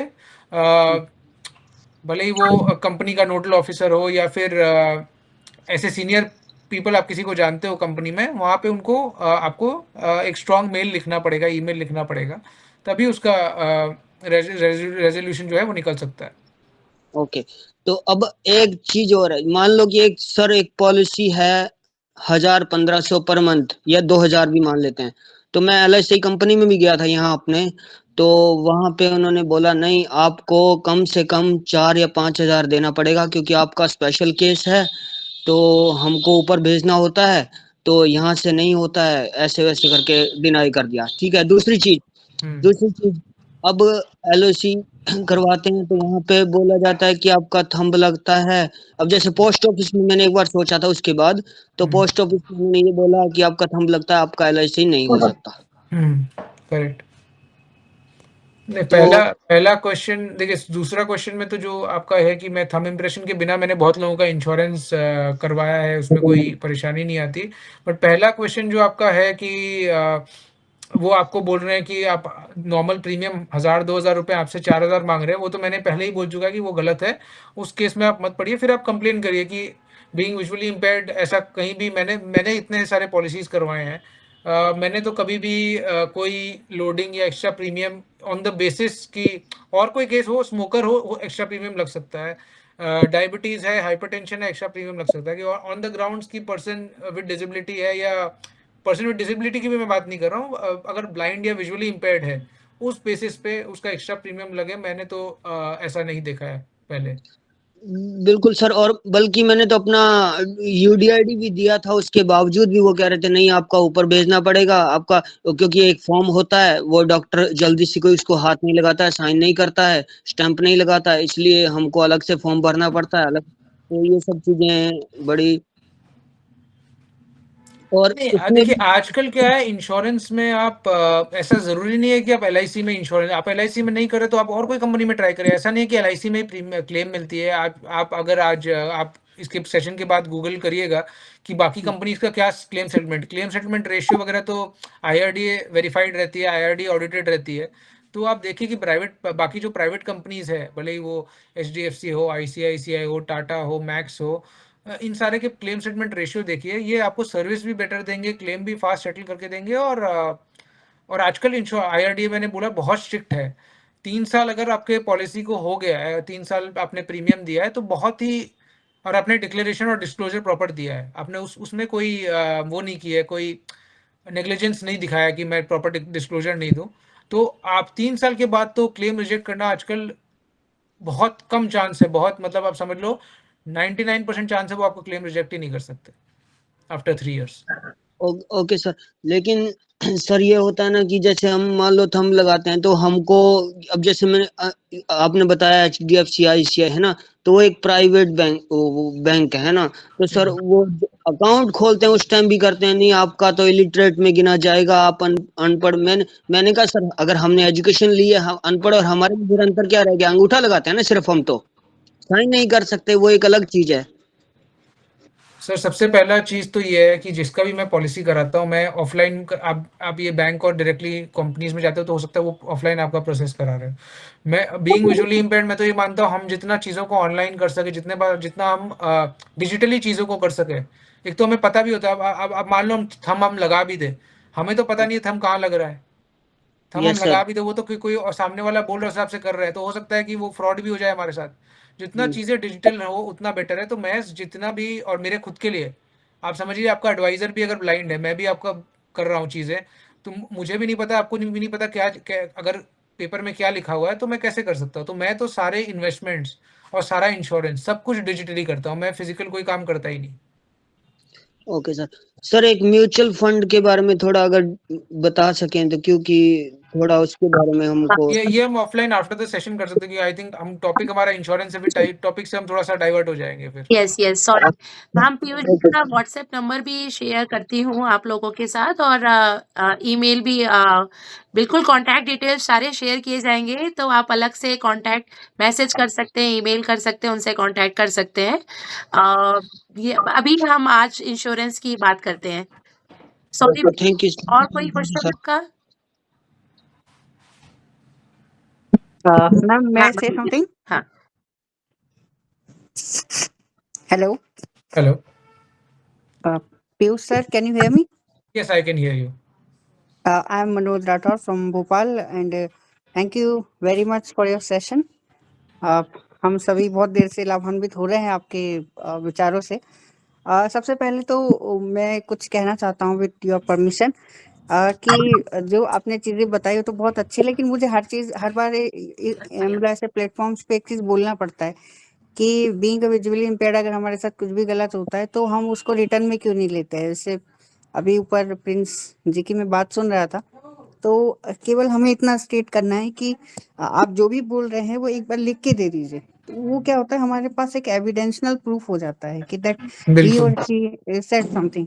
तो बिल्कुल सही है। वो ना वो हम नहीं करते हैं, और हम जब ये चीजें नहीं करते हैं तो हमारे साथ ना इस तरह के जो इनजस्टिस जो है वो होते रहते हैं। तो ये बिल्कुल, सबको मैं बोलना चाहता हूँ कि आपके साथ कुछ भी गलत हो रहा है, बात केवल इंश्योरेंस की नहीं है, कहीं पर भी आपके साथ बैंकिंग में कुछ हो रहा हो या एजुकेशन इंस्टीट्यूशन में कहीं हो रहा हो, तो आप रिटर्न में सिंपल सा उनको बोल दीजिए कि कोई बात नहीं, आप नहीं कर सकते, आप लिख के दे दीजिए, फिर वो आगे आपके लिए सही रहता है। दूसरी चीज मैं ये कह रहा हूँ कि सर आजकल एक टर्मिनोलॉजी चली है इंश्योरेंस में, रिलेशनशिप मैनेजर।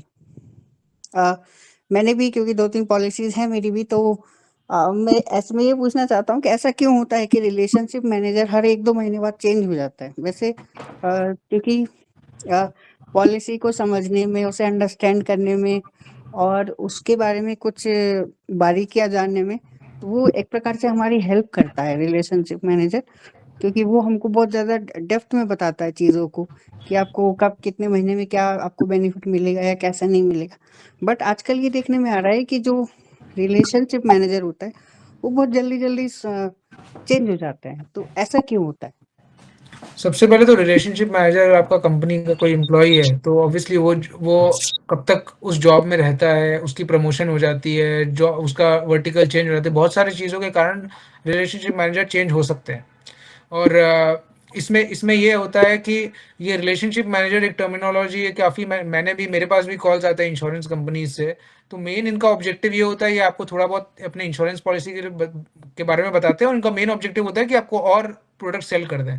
भले ही वो आपके लिए, वो आपके इंटरेस्ट के हिसाब से नहीं करते हैं, क्योंकि वो आपको ये समझना होगा कि वो इंश्योरेंस कंपनी के एम्प्लॉई हैं, वो अपना प्रॉफिट्स देखेंगे, अपना बिजनेस देखेंगे, और उनको और कोई चीज़ का कोई मतलब नहीं है। उनको उनको अपने टारगेट्स दिए हुए, उसके हिसाब से उनको वो टारगेट्स को अचीव करना है। तो उनका बात आप सुने, मैं ये नहीं बोल रहा हूँ कि आप उनका बात मत सुनिए, आप उनकी चीज़ों को समझिए, बात सुनिए, पर उनके वो जो बोल रहे हैं उसके हिसाब से मत करिए, कि वो एडवाइज़र नहीं है। आपको ये समझना होगा क्लियरली कि वो आपके एडवाइज़र नहीं है।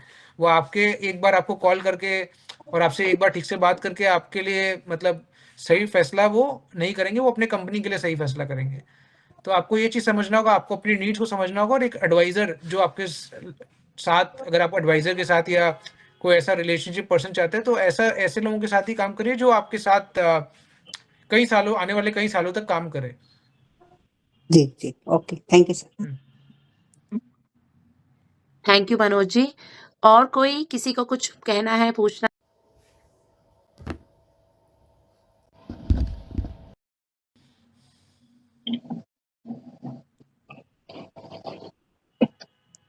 ओके, तो हेलो, कोई कुछ कह रहा है?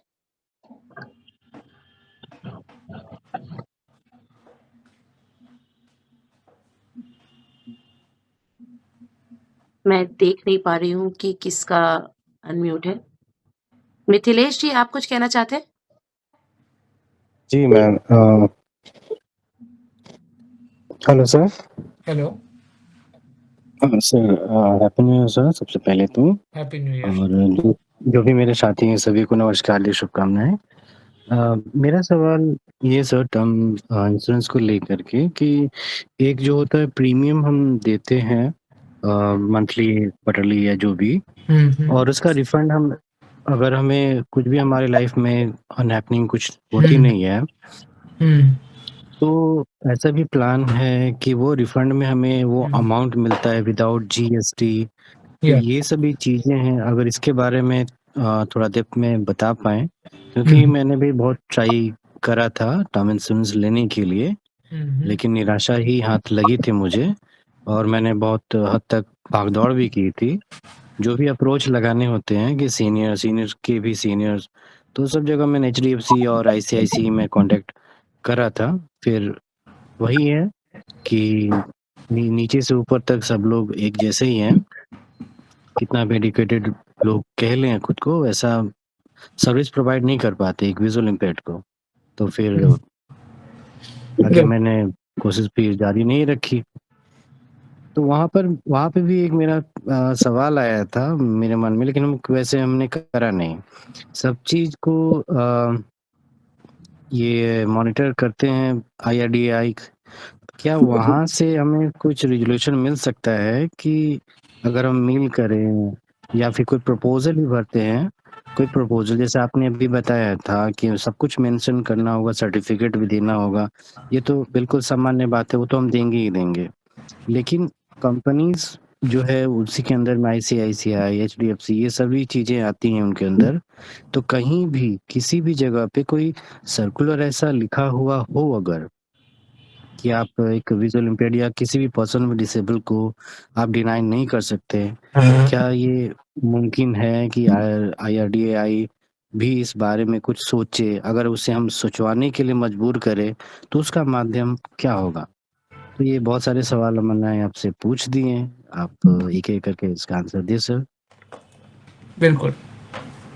तो आपने जो बताया कि आपने काफ़ी सबसे पहले तो मैं बात करता हूँ वो आपने जो बताया जो रिटर्न ऑफ प्रीमियम जिसको बोलते हैं कि आप जितना प्रीमियम दे रहे हो वो आपको मिल जाए विदाउट जीएसटी। आज अब तो जीएसटी की कोई वैसे भी बात नहीं है क्योंकि जीएसटी इंश्योरेंस से लाइफ इंश्योरेंस से पूरी तरह से हटा दिया गया है।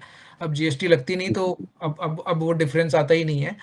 तो वो हुँ, हुँ। पॉलिसीज़ डेफ़िनेटली अवेलेबल है कि चलो मान लो आपका साल का प्रीमियम है 20,000 आपका टर्म 30 इयर्स का है, अगर 30 इयर्स तक कुछ नहीं होता है तो 20,000 इंटू 30 जो कि 6 लाख रुपए होते हैं, 6 लाख रुपए आपको वापस मिल जाएँगे 30 साल बाद।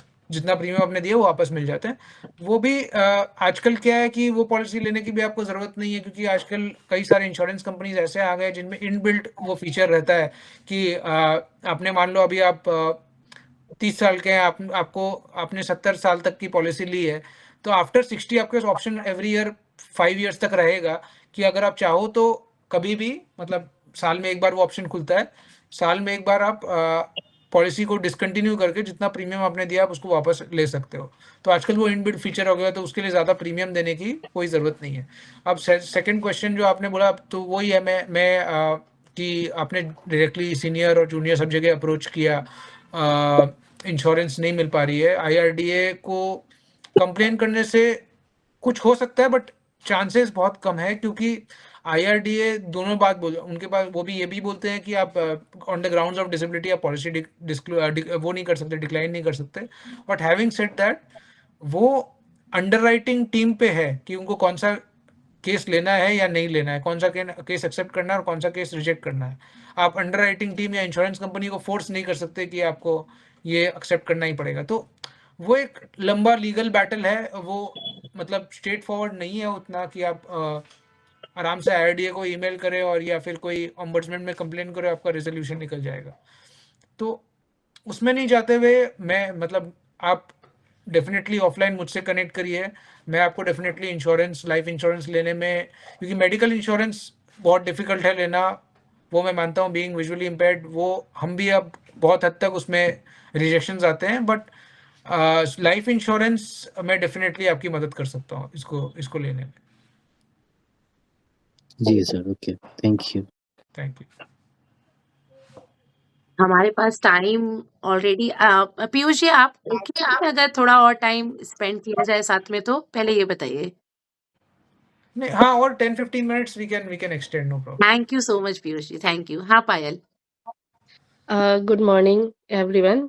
मैं पीयूष जी से यह प्रश्न पूछना चाह रही हूँ कि जैसे पॉलिसी लेते समय हम डिसेबिलिटी का सर्टिफिकेट एक बार दे देते हैं जब पॉलिसी बाय करते हैं तब, लेकिन जो सर्टिफिकेट होता है वो जैसे कई बार 3 साल का या 5 साल का बनता है, उसके बाद फिर उसको रिन्यू भी कराना पड़ता है।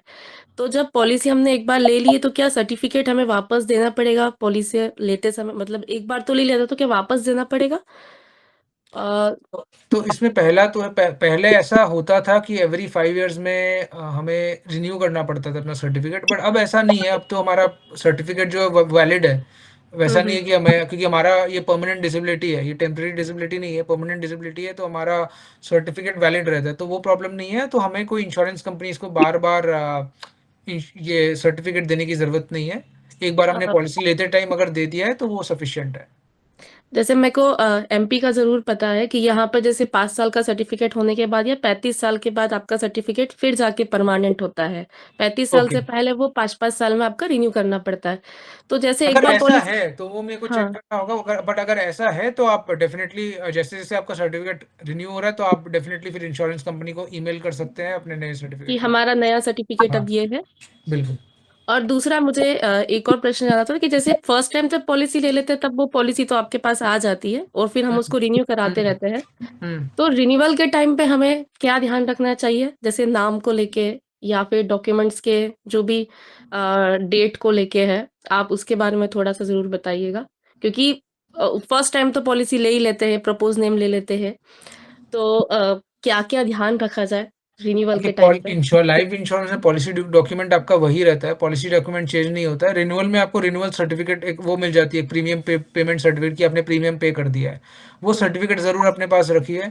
और पोर्टल में आप एक बार अपने जो भी आपने मान लो मैक्स से लाइफ इंश्योरेंस लिए, तो आप मैक्स के पोर्टल में जाके एक बार चेक कर सकते हैं कि आपका वहाँ पे वो अपडेट हो गया कि आपने प्रीमियम पेमेंट कर दिया, वो आप अपडेट हो गया, वो एक बार चेक कर लें और अपना प्रीमियम जो रिसीट है वो डाउनलोड कर लें। उसके अलावा नाम तो आपका वही रहेगा जो आपने पॉलिसी स्टार्ट के टाइम हुँ, दिया है। बट अगर आपका मैरिज के बाद नाम चेंज होता है या ऐसा कुछ कभी भी आपका नेम चेंज होता है, तो आप उसको वहाँ पे इंश्योरेंस कंपनी में उसको अपडेट करवा सकते हैं। कई कंपनीज की ऑनलाइन हो जाती है, कई कंपनीज के लिए ऑफलाइन आपको जाके अपडेट कराना पड़ता है। बट जो भी प्रोसेस है उसको नेम अपडेट आप मैरिज के बाद या जो भी है नेम अगर चेंज हुआ है तो उसको आप अपडेट करा सकते हैं। और कोई भी आपका डेटा अगर चेंज हुआ है, भले ही वो बैंक अकाउंट हो या फिर आपके कोई भी अदर पर्सनल डेटा हो जो चेंज हुआ है, एड्रेस हो, उसको आप, ये कोई भी चीज़ है तो उसको आप इनके जो भी प्रोसेस है चेंजेस कराने के, मॉडिफिकेशन कराने के, उसको चेंजेस आप ज़रूर करवाइए। क्योंकि जितना डेटा और जितना डिटेल्स अप टू डेट रहेगा और करेक्ट रहेगा उतना फ्यूचर में वो बेटर रहेगा। क्योंकि फिर नहीं तो क्लेम के रिजेक्शन के भी चांसेस रहते हैं। क्लेम मिलते टाइम में भी दिक्कत आती है यदि डेटा में मिसमैच रहता है तो, इसलिए डेटा ये भी देखिए, ज़रूरी नेम होता है। नेम डेफिनेटली नेम और पैन नंबर और जो इंपॉर्टेंट चीज़ है वो करेक्ट होनी चाहिए। डेट ऑफ बर्थ और ये सारी चीज़ें हैं वो करेक्ट होनी चाहिए। बाकी एड्रेस के कारण कोई प्रॉब्लम नहीं आती कि एड्रेस प्रॉब्लम हो सकता है आपने पॉलिसी लेते टाइम आपको कोई और एड्रेस हो और 10 साल बाद एड्रेस चेंज हो गया, और फिर उसके बाद अगर कुछ ऐसा हो जाता है अनफोर्सीन की क्लेम का ज़रूरत पड़े तो एड्रेस के कारण क्लेम रिजेक्ट नहीं होती है या बैंक अकाउंट के कारण क्लेम रिजेक्ट नहीं होती। बट ये पर्सनल डेटा जो है important, name, date of birth, PAN, ये सब जो इंपॉर्टेंट चीज़ें, आधार नंबर, वो करेक्ट होने चाहिए। Okay, thank you sir. Thank you. ये थैंक यू पायल। एक चीज़ मैं यहाँ ऐड करना चाहती हूँ। मिथिलेश जी ने भी जो बोला या जो सबको प्रॉब्लम भी होती है, I think customer is the king everywhere, right? तो जितना ज़्यादा हम अप्रोच करेंगे ना, तो इंश्योरेंस कंपनी हो या जो भी हो, जब उन्हें दिखेगा कि अरे ये बहुत बड़ा मार्केट है, तो वो उस हिसाब से पॉलिसीज बनाएंगे, चीज़ें करेंगे। और मेरे पास अभी रेडिली अवेलेबल नहीं है, बट आईआरबी ने, जहाँ सेबी ने भी फॉर दैट मैटर, जो ब्रोकर्स होते हैं या जो ऑनलाइन फाइनेंशियल सर्विसेज प्रोवाइडर होते हैं, पीयूष जी आप भी मुझे सेकंड करिएगा अगर मैं सही हूँ तो, इनके लिए गाइडलाइंस इशू करी हैं कि डिसेबल्ड के लिए correct. They have to enable themselves कि disable can work, it is their responsibility. तो ये ऑलरेडी चल रहा है काम। थोड़ा टाइम लगेगा, मे बी स्पीड भी थोड़ी स्लो है पर ट्रेन भागेगी। तो और लास्ट टाइम भी मैंने कहा था बात तिकली है, दूर तलक जाएगी तो वो जाएगी, बट हाँ, हमें अप्रोच करना पड़ेगा, हमें हताश होके नहीं बैठना है, हमें ये मानना है कि ये हमारे लिए है, हमारा हक है और हम लेकर रहेंगे। तो ये चीज़ें इस तरह से जब हम अप्रोच करेंगे तो चीज़ें हमारे फ़ेवर में होती जाएँगी। और पीयूष जी तो जीता जागता उदाहरण हमारे सामने बैठे हैं। वो कितना उन्होंने डिफ़िकल्टीज़ फेस करने के बाद भी इवन आफ्टर वो इतने नॉलेजेबल और इतना उन्होंने पढ़ाई किया पर फिर भी उन्हें अपने आप को समय-समय पर साबित करते रहना पड़ा, बट उन्होंने किया और अभी भी वो कर ही रहे हैं।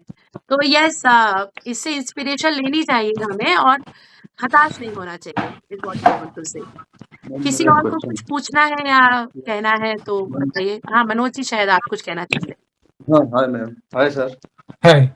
सर मेरा एक क्वेश्चन है कि जैसा हमारा नेटिव प्लेस है और हम काम कहीं और करते हैं और समझो वहाँ हमको किसी ने समझा है कि इंश्योरेंस करना चाहिए, ऐसा है, तो हमको मतलब बाद में तो घर पे ही नेटिव प्लेस में ही सेटल होना है, तो हमको मतलब LIC या जो भी इंश्योरेंस है वो जहाँ हमारा घर है वहीं से करना ठीक रहेगा या जहाँ हम काम करते हैं वहां से भी करेंगे तो ठीक है?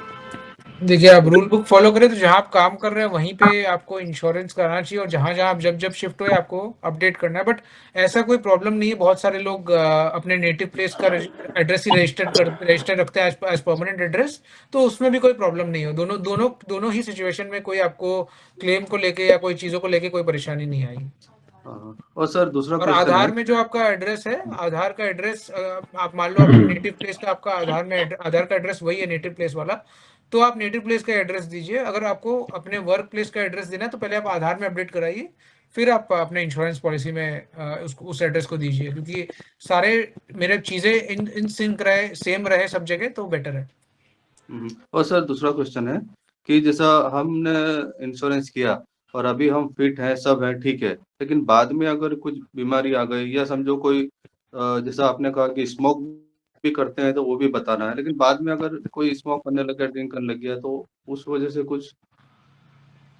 देखिए, नॉर्मली लोग डिस्क्लोज इस चीज़ को नहीं करते हैं, जो कि मैं गलत भी मानता हूँ उस चीज़ को। बाद में भी आप स्मोकिंग चालू किए तो डिस्क्लोज करना चाहिए, बट या कोई बीमारी इसमें भी हाँ, बीमारी में तो जैसा कोई परेशानी नहीं कि कि बीमारी बाद आपको में मतलब बाद में डायबिटीज हो गई या बाद में कुछ प्रॉब्लम आ गई? नहीं तो कोई उसमें कोई परेशानी नहीं, क्योंकि आपने जब पॉलिसी लिया था उस टाइम पे आपको कोई बीमारी नहीं थी, तो इंश्योरेंस कंपनी ने अगर इंश्योरेंस दिया है तो उनको कंटिन्यू करना पड़ेगा। तो इसलिए तो मैं ये पॉइंट स्टार्टिंग में इसलिए मैंने बताया था कि आपको बीमारी होने से पहले ही आप इंश्योरेंस ले लीजिए, कि बाद में अगर बीमारी होती भी है तो हाँ, इंश्योरेंस कंपनी को आपको कवरेज कंटिन्यू रखना ही पड़ेगा। ऐसा नहीं है कि बीमारी हो गई तो अगर आप डिस्क्लोज कर भी देते हैं तो भी आपको ना आपका प्रीमियम बढ़ेगा, ना वो आपको बोल सकते हैं कि हम आपको इंश्योरेंस कंटिन्यू नहीं करेंगे। दोनों ही चीज़ें नहीं हो सकती। हाँ, जैसा कि मतलब पहले पार्शली ब्लाइंड है और बाद में अगर और ज्यादा हो गया तो वो भी कुछ प्रॉब्लम नहीं ना? मैं ये भी बोल रहा हूँ कि पहले अगर आप पॉलिसी लेते टाइम कोई रेगुलर इंडिविजुअल है, बाद में 5 साल बाद ब्लाइंड हो गया, तो उस केस में भी कोई परेशानी नहीं है। जी जी, thank you sir. Thank you. Hello sir. Hello. हाँ, hello sir, good morning sir. Good morning, बोलिए। सर मुझे ये समझना है सर, मुझे एक पॉलिसी लेनी है सर, वो तो आपके ओपिनियन से सर मैं कौन सी पॉलिसी लूंगा तो मेरे लिए बेटर रहेगा सर? मैं टोटली ब्लाइंड हूँ सर। देखिए, वो तो 1 to 1 डिस्कस कर लेंगे। आप मेरा ग्रुप कॉन्टैक्ट नंबर यस हाँ ग्रुप में एक्चुअल में सर मैं ना ये आपकी क्लास अटेंड नहीं कर पाया, नेटवर्क इशू के कारण ना मैं नहीं, कुछ कोई बात नहीं अमित जी, ये पूरा रिकॉर्डिंग आपको यूट्यूब वॉइस फॉर ब्लाइंड के यूट्यूब चैनल पे भी अपलोड होगी। आप बिल्कुल आराम से वहाँ सुन सकते हैं और इनफैक्ट आई वुड से कि आप अपनी पॉलिसी लेने का डिसीजन लेने के पहले पूरा सुन लीजिए। आपको बहुत सारी चीज़ें ऑलरेडी पता पड़ जाएंगी, तो वो सुन के और फिर उसके बाद पीयूष जी का भी कॉन्टैक्ट डिटेल्स जिस पे आप ईमेल या मैसेज कर सकते हैं वो भी शेयर किया जाएगा, तो आप उनसे अलग से कॉन्टैक्ट भी कर सकते हैं। Thank you ma'am. No problem. Thank you Amit ji. Piyush ji I am really sorry हम आपका इतना टाइम ले रहे हैं एक्स्ट्रा। No problem. और किसी को कुछ हेलो। कहना पूछना? हाँ मिथिलेश जी, यस। जी। मुझे एक सवाल पूछना था। दरअसल जो हम क्लेम होते हैं जब कभी तो उसमें किस प्रकार के डिडक्शंस भी होते होंगे, अमाउंट्स पे क्या-क्या चार्जेस होंगे? इसके बारे में बताएं, क्योंकि उससे भी जान पाना और उसके बाद समझना इन चीज़ों को थोड़ा आसान रहेगा कि मैक्सिमम कितना क्लेम मेरे घर वालों को मिल सकता है। देखिए, हमने जो जो ज़्यादातर आज बात की है टर्म इंश्योरेंस की बात की, इसलिए मैंने बोला प्योर टर्म इंश्योरेंस आप लीजिए कि आपको भी क्लियर रहे कि कितना मिलेगा। तो इसमें कोई डिडक्शन की कोई वो नहीं है, कोई गुंजाइश इसमें है नहीं। जो आपको सम इंश्योर्ड अपना आपने मान लो 1 करोड़ का पॉलिसी लिया है और क्लेम डेथ पे ही मिलना है, तो डेथ पे पूरा पैसा नॉमिनी को मिलेगा, उसमें कोई डिडक्शन नहीं होता। ऐसा नहीं है कि वो आपको बोलेंगे कि नहीं आपका मतलब केस हमें ठीक नहीं लग रहा तो हम आपको 10 लाख कम देंगे। या तो हो सकता है उनको लगे कि कोई फ्रॉड है, तब तो वो क्लेम देंगे ही नहीं, और देंगे तो पूरा देंगे। नहीं, नहीं वो डिडक्शन नहीं उस पर रखी नहीं, जैसे कोई स्टाम्प ड्यूटी या फिर कोई इनकम टैक्स बिल्कुल, का बिल्कुल या कुछ फिर भी नहीं कोई है। ये टैक्स एग्जेम्प्ट है, इसमें कोई डिडक्शन नहीं है। नहीं, नहीं, ऐसा कुछ भी नहीं है मिथिलेश जी। जी। ओके जी, thank you. Thank you. So already हमने पीयूष जी आपका काफ़ी टाइम एक्स्ट्रा भी ले लिया, तो आई थिंक अब आपका एंड मैसेज कुछ लाइफ इंश्योरेंस के लिए हम सबके लिए है, तो प्लीज़ आप वो बताइए। हाँ, जैसा सबसे पहले तो बहुत-बहुत धन्यवाद आप सभी लोगों ने अपना संडे में टाइम निकाल कर ये सेशन आपने सुना, और ये दिखाता है कि आप भी समझते हैं कि लाइफ इंश्योरेंस, मुझे बताने की ज़रूरत ही नहीं है एक्चुअली, आप समझते हैं कि लाइफ इंश्योरेंस कितनी ज़रूरी है और कितना इम्पोर्टेंट है हम सबके लिए। और मैं तो कई बार रेगुलर इंडिविजुअल्स को एग्जांपल देता हूँ कि मतलब कई बार मेरे पास विजुअली इम्पेयर्ड लोग आते हैं जो 4-4 जगह ऑलरेडी उन्होंने बीइंग वीआई भी इतना एफर्ट लिया है कि वो बैंक गए, कई आरएम्स को, कई लोगों को कांटेक्ट किया, फिर भी नहीं मिला उनको पॉलिसी, फिर भी वो डेस्परेट है कि पॉलिसी मिले। तो आपको जब इतनी आसानी से आपको ये सब करना नहीं पड़ रहा, तो आप क्यों नहीं ले रहे हो पॉलिसी? तो मैं तो इसको एज ए एग्जांपल यूज भी करता हूँ कई बार। और मुझे आई थिंक इतनी बताने की ज़रूरत भी नहीं है। हम लोग सब समझते हैं कि लाइफ इंश्योरेंस कितनी ज़रूरी है आज। इम्पोर्टेंस प्रोटेक्शन का क्या इम्पोर्टेंस है, क्योंकि अनसर्टेनिटी आज हर जगह है। आजकल आप specially after COVID, I think age भी नहीं रह गया आजकल।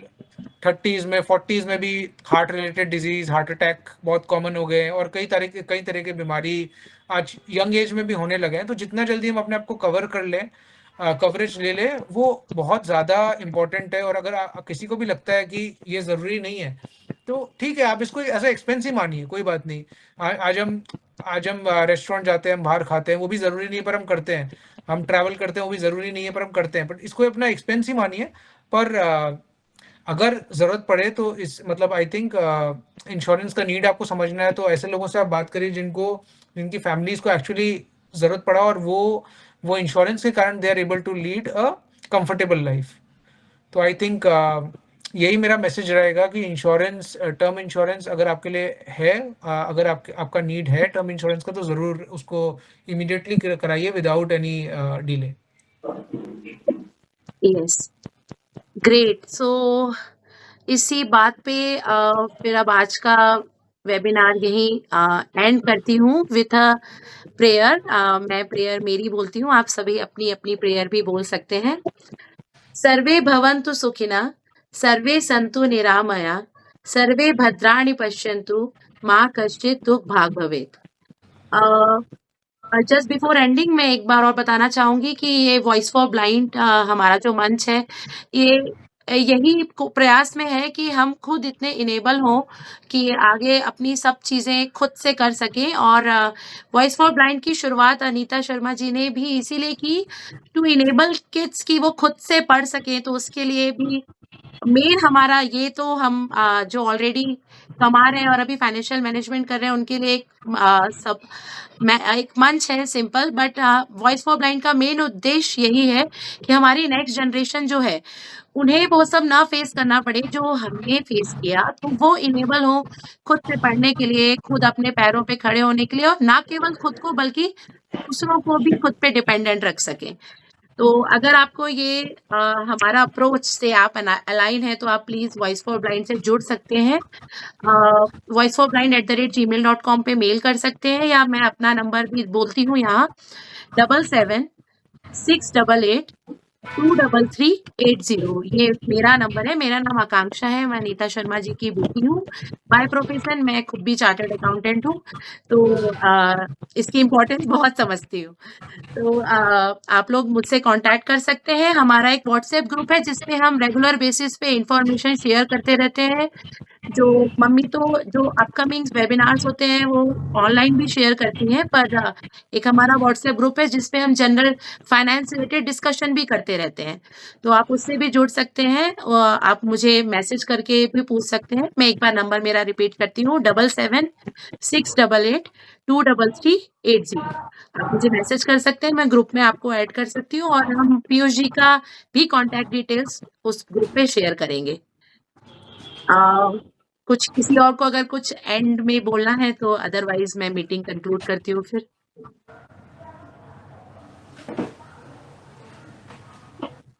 788 ओके, मैम हेलो एक बार नंबर फिर से रिपीट कर सकते हैं क्या मैम? हाँ जी, 77 yes ma'am 688 yes ma'am 233 yes ma'am 80। 80 ना मैम? जी जी जी 80 यस 77 थैंक यू मैम 688 233 80।